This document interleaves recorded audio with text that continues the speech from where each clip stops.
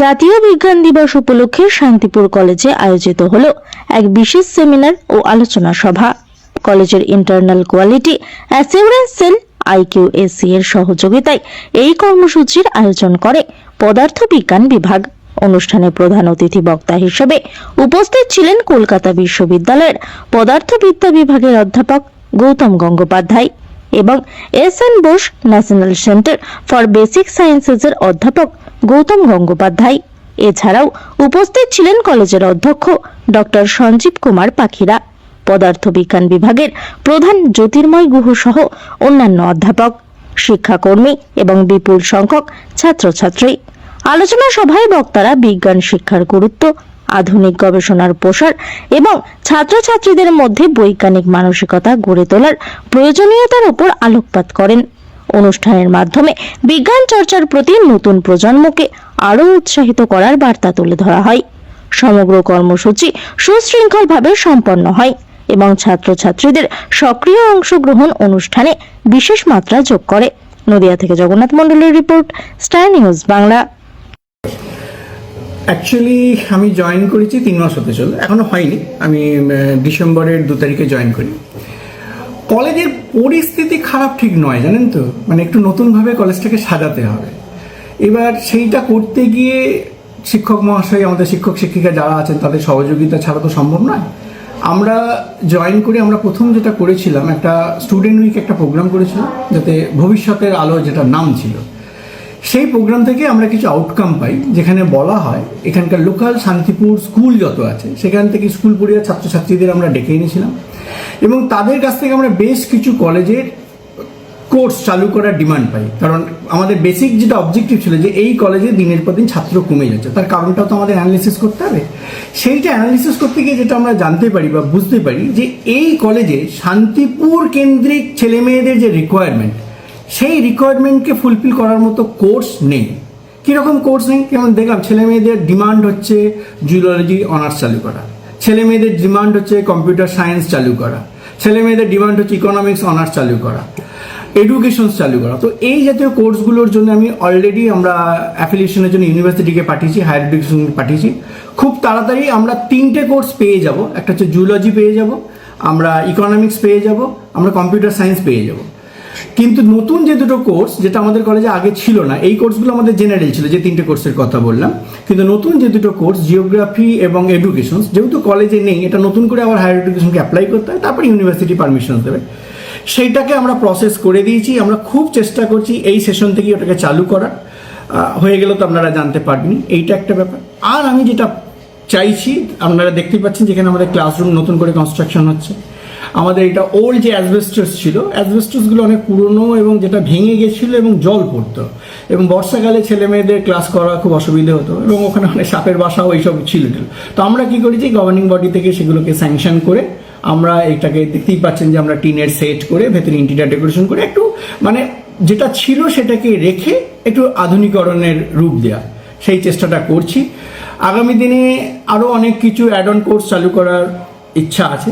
আর প্রত্যেকটা ডিপার্টমেন্টকে আমি যেটা বলেছি প্রিন্সিপাল হিসেবে, যে আপনাদের যে ধরনের প্রোগ্রাম, অনেক বেশি সেমিনার অর্গানাইজ করুন, আপনারা বাইরের লোককে জানান, এখানকার নাগরিক সমাজ, এখানকার যারা বিশিষ্ট ব্যক্তিত্ববর্গ তাদেরকে জানান, তাদেরকে আনুন, নিজেদের প্রয়োজনে কলেজে আনুন, তারাও জানুক। এবং এখানকার আরেকটা কাজ আমরা করব, উচ্চ মাধ্যমিক শেষ হয়েছে সবে, আমরা এখানকার স্কুলগুলোতে একটু আমাদের মাস্টারমশাই দিদিমণিদের পাঠাবো যে আমাদের কলেজে এই কোর্সগুলো আছে, আপনারা আসুন। এটা করার একটাই উদ্দেশ্য স্যার, এইটা যদি আমরা করতে না পারি, আমার কলেজে কি আছে বাইরে থেকে তারা দেখছে, জানছে, মিডিয়া আছে, কিন্তু আমরা যদি অ্যাপ্রোচটা করি তাহলে তাদেরকে হয়তো বাইরে যেতে হয় না।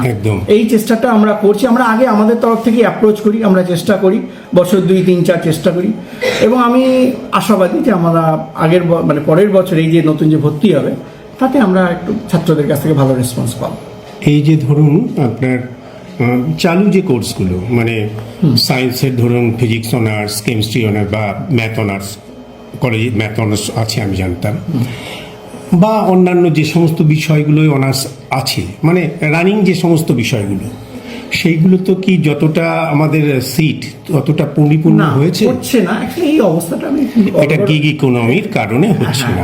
এটা হ্যাঁ, তা লাস্ট ইয়ারে আপনার মানে কতগুলো এরকম সিট খালি পড়ে রয়েছে এখন? প্রচুর প্রচুর, কারণ আমাদের এখানে 2-2,500 ভর্তি হয়, 3,000 ভর্তি হয়, সেখানে 550 ভর্তি হয়েছে, মানেই বুঝতে পারছেন যে আমাদের সিটগুলো ফিল আপ হয়নি। অ্যাকচুয়ালি এটা আমাদের শুধু শান্তিপুর কলেজের সমস্যা নয়, না না, আমি এটা হচ্ছে all over- আমরা দেখেছি, আমি হচ্ছে খোঁজ নিয়েছি মোটামুটি আমাদের নদিয়া জেলা তো বটেই, ইভেন কলকাতার দিকেও যে সমস্ত কলেজগুলো আছে যাদের সায়েন্স, হ্যাঁ মানে বেশিরভাগই মানে রেগুলার কোর্স যেগুলো বলি আমরা, তার যে অনার্সগুলো সেগুলোতে কিন্তু ক্রমশ হ্রাস পাচ্ছে ভর্তি।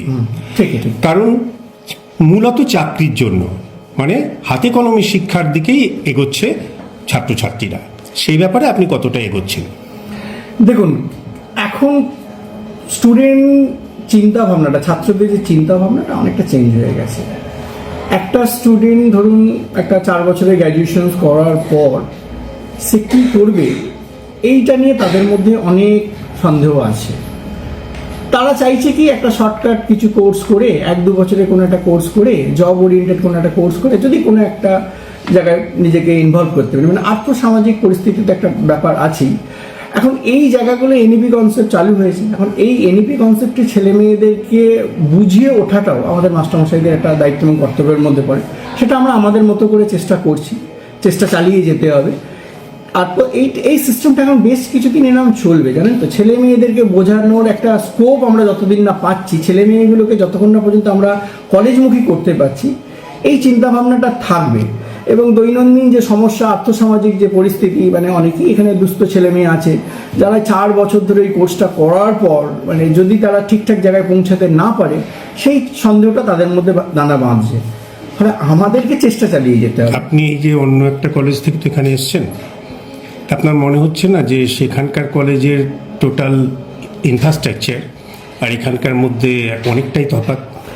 না, খুব বেশি যে তফাৎ আছে আমি তা নয়। কিন্তু নদিয়া জেলারই অনেক কলেজে দেখেছি সেখানকার ইনফ্রাস্ট্রাকচার যতটা ডেভেলপ হয়েছে এখানে কিন্তু ততটা। আমি এই কলেজের স্টুডেন্ট, 84-এ পাস করে বেরিয়েছি 84 সালে। আজকে এসেছি, এতদিন বাদে এসে দেখছি খুব যে বিশাল কিছু পরিবর্তন হয়েছে তা নয়। তো হয়নি। অথচ এই মুহূর্তে আপনি নদিয়ার অনেক ছোটোখাটো কলেজ, সেখানে গেলে আমরা দেখতে পাচ্ছি তাদের কত ডেভেলপমেন্ট। এটা কেন? দেখুন, এটা তো আমি বলতে পারবো না, মানে এর উত্তর দেওয়ার কথাও আমার নয়। আপনারা আমার টেনিওরটা দেখুন, আমার টেনিওর আমি 2 মাস এসেছি, আমি অন্যের দায়িত্ব নেবো না, বা অন্যরা কী করেছে সেটা আমি নিতে যাবো না। আমি আমার টেনিওরে 2 মাস, আমি 3 মাস হলো জয়েন করেছি। আমি অলরেডি 5টা কোর্সের অ্যাফিলিয়েশনের জন্য পাঠিয়ে দিয়েছি, আগেই বললাম। নিউ ক্লাসরুম আমাদের তৈরি হচ্ছে, এটাকেও আমরা করছি। আমি আমার টেনিওরটা বলতে পারি, অন্যের সময় কি হয়েছে না হয়েছে সেগুলো। আপনার নাম? আমার নাম ডক্টর সঞ্জীব কুমার পাখিরা, আমি principal Shantipur college. Thank you sir. এখানে বলার সুযোগ করে দেওয়ার জন্য আমি আগ্রহী কলেজে এসেছি, ভালোই লেগেছে। আর আজকের যে বিশেষ অনুষ্ঠানটি আমরা সবাই শুনলাম যে সিবি রমন যে রমন সে প্রতিষ্ঠা করেছিলেন, যে দিনে 1928 সালের 28শে ফেব্রুয়ারি, সেই দিনটি স্মরণে রাখতে আমরা এদিকে বিজ্ঞান দিবস পালন করছি। 40 বছর হলো।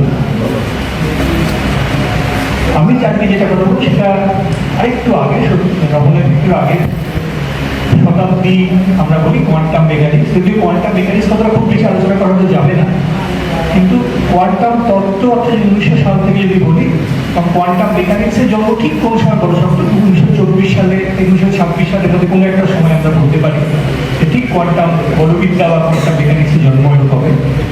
কিন্তু আমরা থেকে যাবো, তার শুরু করবো তাহলে একটু আগে থেকে, অনেকটাই আগে থেকে। এগুলো আমরা সবাই জানি যে বস্তুর অবিভাজ্য কণা হলো পরমাণু এবং কতটা বহু। আমাদের দেশে কণা বা গ্রিসের রাজধানী শিল্পাস এই কথাগুলো বলছে যে আমরা যদি একটা কণাকে, একটা নিম্ন বস্তুকে ভাঙতে থাকি একসময় একটা জিনিসে গিয়ে পৌঁছবো যেটা আর ভাঙা যাবে। এখন সেইটা মূল একটা কথা এখানে খুব গুরুত্বপূর্ণ কথা তারা সবাই বলেছিলেন যে এই যে বিভিন্ন ধর্ম দেখি, কোনটার রং, কোনটার গন্ধ, কোনটার চেহারা, এই সবগুলো নির্ভর করছে কতগুলো পরমাণু কীভাবে যুক্ত হয়েছে তার উপর। এটা খুব গুরুত্বপূর্ণ কথা, যেটা আমাদের সঙ্গে আজকের দিনের দিকে অনেকটাই। কিন্তু এবারে তার সঙ্গে যেটা ছিল, কারণ এবার একটা কথা মনে রাখতে হবে যে প্রাচীন বিজ্ঞানের কথা যখন আমরা বলি তখন কিন্তু আধুনিক বিজ্ঞানের সঙ্গে তার অনেকটা তফাৎ। কারণ হচ্ছে প্রাচীন বিজ্ঞানে পরীক্ষা নিরীক্ষার উপরে খুব একটা গুরুত্ব ছিল না, তখন পরীক্ষা করাও শক্ত ছিল। তা উন্নত ছিল দার্শনিক আলোচনা। এখন তারপরে এখন ধরুন তার সঙ্গে যেটা এসেছিল পরমাণু থাকতেই হবে শূন্যস্থান দেখো, তার কারণ যে একটা পরমাণু এক জায়গা থেকে আরেক জায়গায় যাচ্ছে, তাহলে যদি পরমাণু যদি অস্তিত্ব থাকে তাহলে সেই যে